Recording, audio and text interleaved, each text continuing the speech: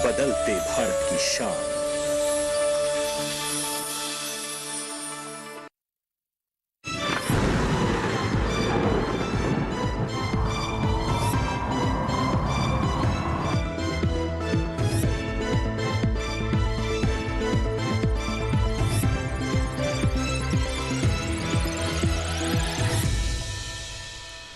नमस्कार, आप सभी का स्वागत मौसम खबर में। मैं हूं मुकुल शर्मा। मौसम खबर में आपको बताएंगे देश के किन हिस्सों में हो सकती है भारी से भारी बारिश और कहां गरज के साथ चलेंगी तेज हवाएं। लेकिन आइए सबसे पहले नजर डालते हैं मौसम की बड़ी खबर पर। कहां से आज मौसम की जो बड़ी खबरें हैं वो निकल कर आ रही हैं, आइए इस पर नजर डाल लेते हैं। और जो पहली बड़ी खबर है वो आप देख सकते हैं गुजरात से, जहां पर अगले 3 दिन भारी से भारी बारिश की संभावना जो है जताई गई है मौसम विभाग द्वारा। इसके साथ ही अगर बात करें मध्य महाराष्ट्र की, तो यहां 15 सितंबर को बहुत भारी बारिश की आशंका जताई गई है। इसके साथ साथ अगर हरियाणा की हम बात करते हैं तो अगले 3 दिन यहां जोरदार बारिश की संभावना बनी हुई है। और साथ ही अगर नजर डालें उत्तराखंड पर, तो यहां भी कुछ इलाकों में 17 सितंबर को जोरदार बारिश हो सकती है। पहले से ही आपको हम सचेत कर रहे हैं। और साथ ही राजधानी दिल्ली की अगर बात की जाए तो 14 और 17 सितंबर के बीच यहां भी बादल जमकर बरस सकते हैं।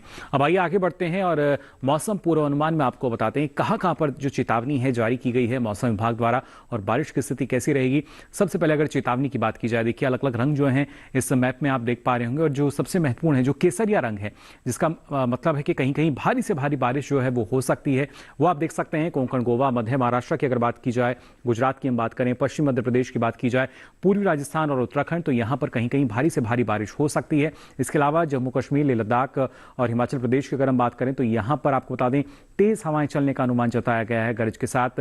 जबकि खासतौर से अगर तमिलनाडु, पुडुचेरी की बात की जाए तो यहां भी आपको बता दें कई जगह जो बारिश की संभावना जताई गई है। इसी तरह पूर्वोत्तर राज्यों में भी कई जगह भारी से भारी जो बारिश है वो दर्ज की जा सकेगी। और इसके साथ साथ गरज के साथ जो तेज हवाएं हैं वो भी चलने का अनुमान जताया गया है।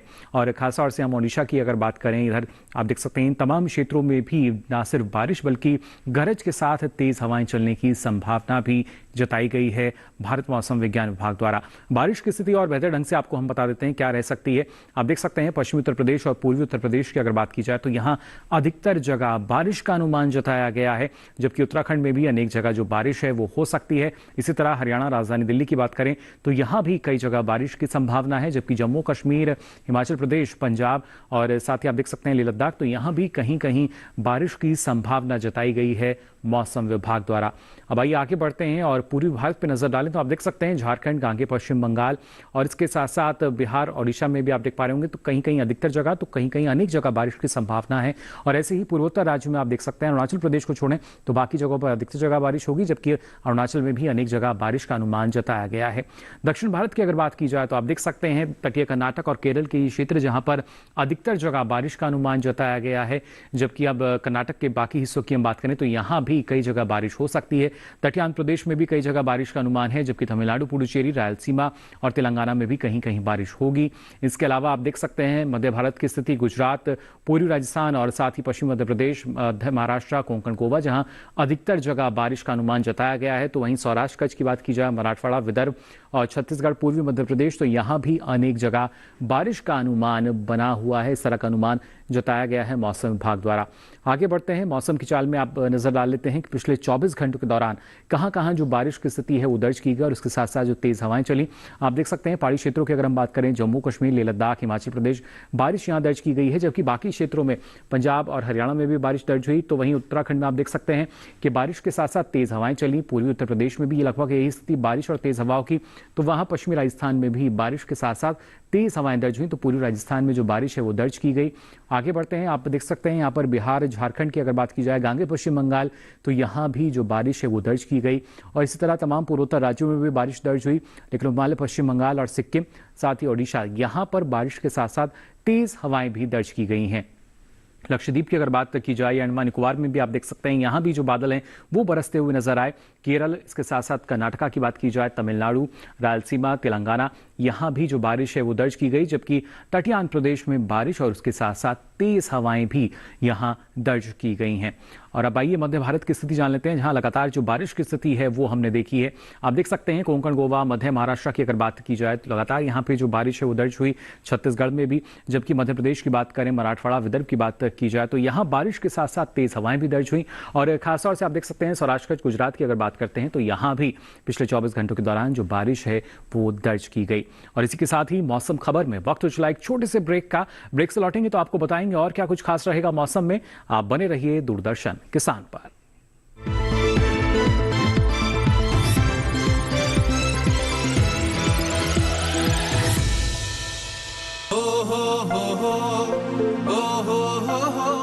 अब गांव गांव और खेत खेत की बात है कुछ निराली, फसल बीमा पॉलिसी से छाई है खुशहाली। द्वार द्वार और हाथ हाथ में सुरक्षा की सौगात, गर्व से बोल रहे हैं सभी किसान, मेरी पॉलिसी मेरे हाथ।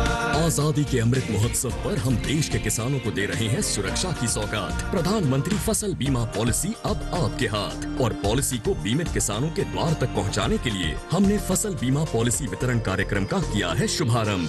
देश भर के किसानों ने करीब 21,000 करोड़ रुपए ही प्रीमियम के तौर पर दिए, लेकिन उन्हें मुआवजे के तौर पर 1 लाख करोड़ रुपए से ज्यादा मिले। जब खराब मौसम की हो मार, PMFBY दे आर्थिक सुरक्षा बार बार। प्रधानमंत्री फसल बीमा योजना, कृषि एवं किसान कल्याण मंत्रालय, भारत सरकार। ये भूमि सर्वधर्म समभाव की भूमि है। काफिरों को उनकी औकात जरूर दिखाना। आस्था का मूल्य प्राणों से अधिक होता है लुटेरे, फिर मरने के लिए तैयार हो जाओ। रूल सिर्फ हमारे रिलीजन का है, उस इंडिया का नामो निशान को मिटा देंगे। अब कोई भी मंदिर, किला या मस्जिद का निर्माण नहीं हो सकता। हमारी सहायता कीजिए, धर्म परिवर्तन करने के लिए विवश किया जा रहा है। इतने समय से हम सभी धर्मों के साथ शांति पूर्वक रह रहे थे। अब समय आ गया है इन पशुओं को खदेड़ भगाने का, जिन्होंने धूर्तता की सीमा को पार कर दिया है। जीत या हार के लिए नहीं, हम अपने अस्तित्व के लिए लड़ेंगे।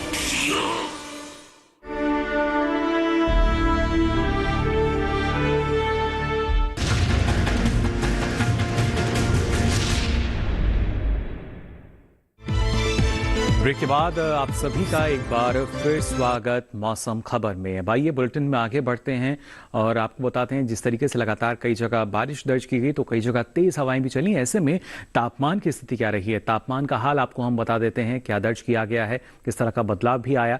अधिकतम तापमान की अगर पहले बात की जाए तो आप देख सकते हैं उत्तराखंड, जहां पर अधिकतम तापमान जो है ये करीब 3.1 से 5 डिग्री सेल्सियस अधिक यानी ज्यादा दर्ज किया गया पिछले 24 घंटों के दौरान।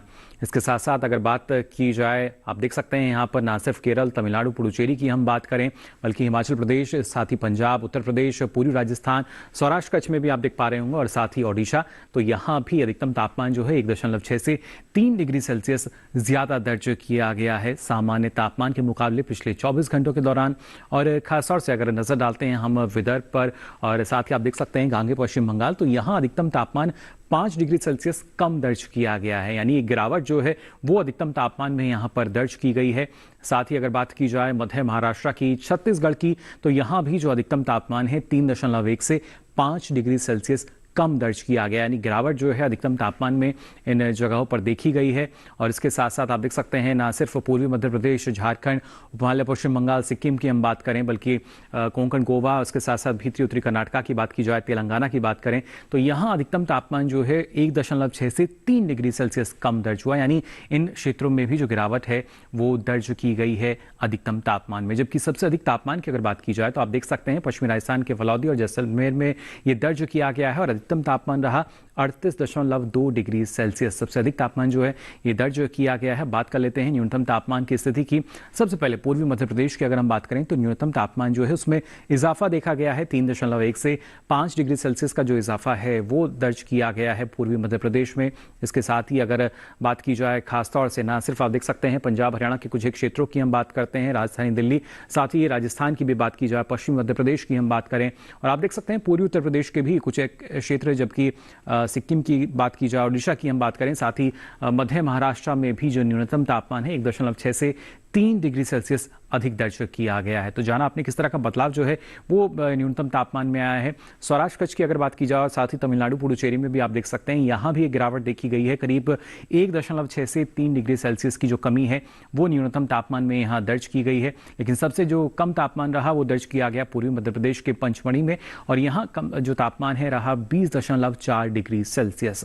तो जाना आपने किस तरीके से जो बदलाव है वो अधिकतम और न्यूनतम तापमान में दर्ज किया गया है। लेकिन देश के प्रमुख शहरों की अगर हम बात करते हैं तो वहां पर किस तरह की स्थिति रही है तापमान की, आइए इस पे भी डालते हैं नजर।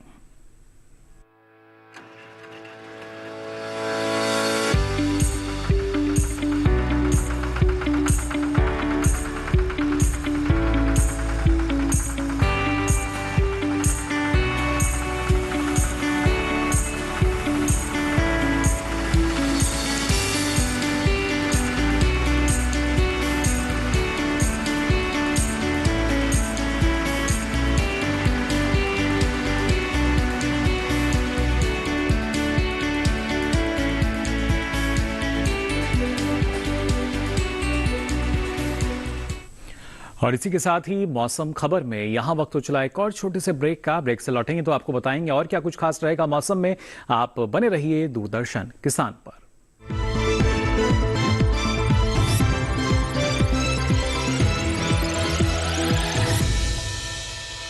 लहलहाती फसल, भरे पूरे खेत खलिहान, हर किसान का बस यही अरमान। लेकिन प्रकृति पर किसका जोर? कभी बारिश, कभी बिजली, कभी ओला, कभी सूखा, तो कभी कीट पतंग का प्रकोप कर दे नुकसान कमर तोड़। भैया खेती में तो जोखम रहता ही है, अब क्या करें? अब प्रकृति का कोनो उपाय है का? प्रकृति का तो नहीं, मगर नुकसान का उपाय है। अच्छा हाँ, AIC से फसल बीमा। फसल बीमा मतलब मामूली सा प्रीमियम दो और बड़ी चिंता से मुक्ति पाओ। अरे वाह! AIC से अपनी जरूरत अनुसार कोई फसल बीमा चुने, जैसे प्रधानमंत्री फसल बीमा योजना। बुआई से लेके कटाई तक प्राकृतिक आपदा से सुरक्षित रहे किसान। भरपाई हो पूरी अगर फसल का हो नुकसान, जब AIC का है साथ तो ना डर ना फिक्र की बात। Agriculture insurance company of India limited, AIC।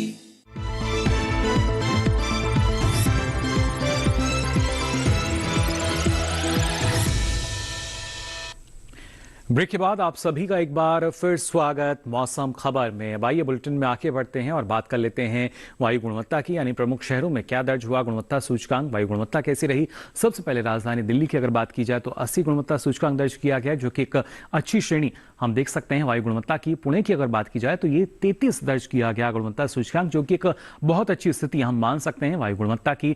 Mumbai की भी अगर बात की जाए तो 50 रहा गुणवत्ता सूचकांक, जो कि काफी बिल्कुल बहुत अच्छी मानी जा सकती है और सीमा पर है ये अच्छे के भी। जबकि कोलकाता की अगर बात की जाए तो 34 रहा गुणवत्ता सूचकांक, जो कि एक बार फिर से बहुत अच्छी श्रेणी जो है हम देख सकते हैं यहाँ पर। बेंगलुरु की भी अगर बात की जाए तो 49 दर्ज किया गया गुणवत्ता सूचकांक, जो कि बहुत अच्छी स्थिति हम देख सकते हैं वायु गुणवत्ता की यहाँ। पटना में भी करीब 39 रहा गुणवत्ता सूचकांक, जो कि एक बार फिर से बहुत अच्छी स्थिति जो है श्रेणी जो है वो हमें नजर आई। हैदराबाद की भी अगर बात की जाए तो 31 दर्ज किया गया गुणवत्ता सूचकांक, जो कि एक बार फिर से बहुत अच्छी श्रेणी हम यहाँ देख सकते हैं। अब आइए आगे बढ़ते हैं और नजर डालते हैं पर्यटन पूर्वानुमान पर।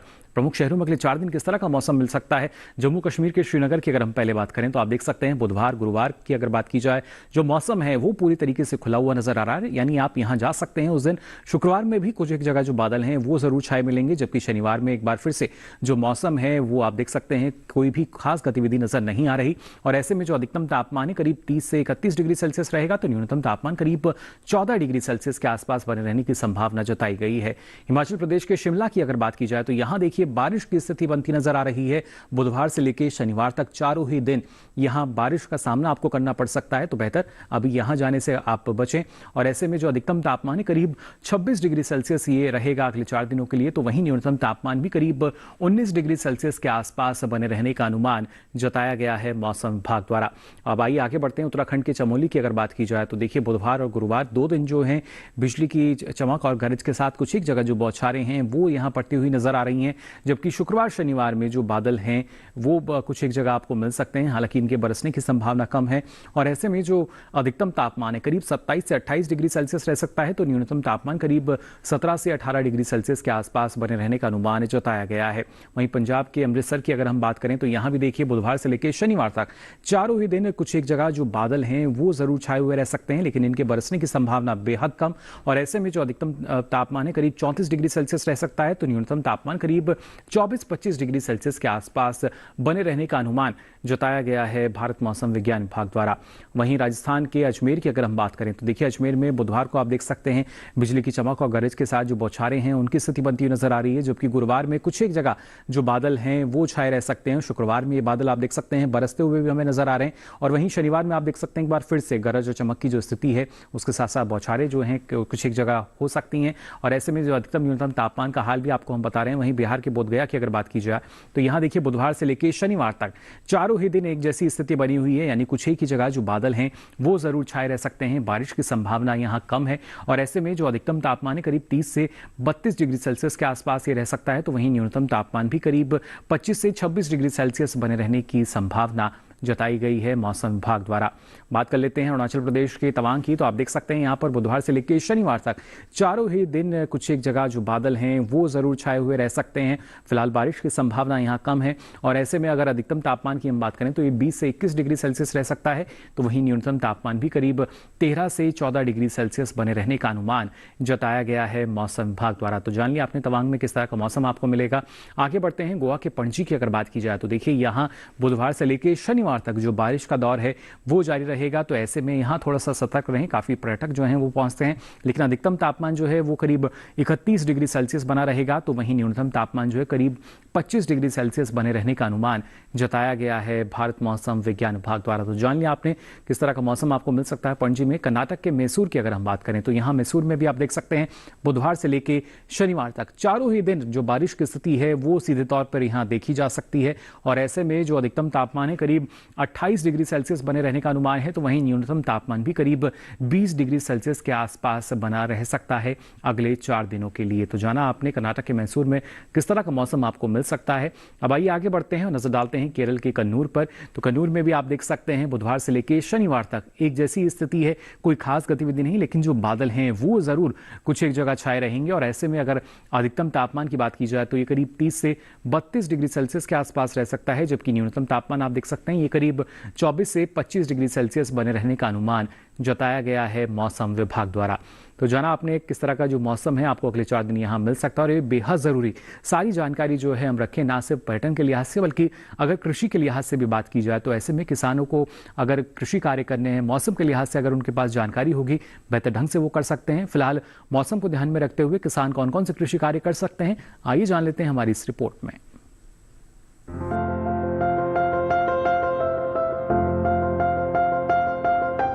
हिमाचल में किसान सेबों की तुड़ाई कर ले। इस मौसम में यहाँ पालक की बुआई भी की जा सकती है, साथ ही यहाँ के मक्का के खेतों से पानी निकालने की व्यवस्था कर ले। फॉल आर्मी वर्म आजकल मक्का में दिखाई देता है। इस कीट की निगरानी के लिए प्रति एकड़ 4 फेरोमोन ट्रैप लगाएं और अंडे या लार्वा को कुचल कर नष्ट कर दें। अगर संक्रमण 10% से अधिक है तो नीम के बीज की गिरी के अर्क का छिड़काव करें। धान की फसल में लीफ कलर चार्ट का इस्तेमाल करके यूरिया का इस्तेमाल करें। धान की फसल में ही फफूंद को नियंत्रित करने के लिए खेतों की मेड़ों से खरपतवार हटाकर साफ रखें। धान में तना छेदक के हमले को रोकने के लिए कोराजन 18.5 SC का छिड़काव करें। तना छेदक के नियंत्रण के लिए धान के खेतों में 3 या 4 एकड़ की दर से फेरोमोन ट्रैप लगाएं। अनार में सड़न को रोकने के लिए उचित दवा का छिड़काव करें। फूल गोभी, पत्ता गोभी और ब्रोकली की नर्सरी की बुआई को अगर 20 या 25 दिन हो गए हों तो उनकी फसलों की अच्छी निराई गुड़ाई करें। उत्तराखंड में धान के खेतों में जड़ गांठ सूत्र कृमि की समय समय पर निगरानी करते रहें। इससे बचाव के लिए लाइट ट्रैप, फेरोमोन ट्रैप या फिर पीला कार्ड लगाएं। धान के खेतों की मेड़ों को मजबूत करें और पानी का उचित स्तर बनाए रखें। बाजरे की फसल को गिरने से बचाने के लिए पौधों को आपस में बांध दें। उत्तराखंड में इस समय मटर की बुआई की जा सकती है। चौलाई की फसल में लीफ वाइबर यानी पत्ता जाला रोग को नियंत्रित करने के लिए उचित दवा का छिड़काव करें। पालक, मूली और राई की बुआई भी यहाँ की जा सकती है। सेबों की पकी फसल की यहाँ तुड़ाई कर ले।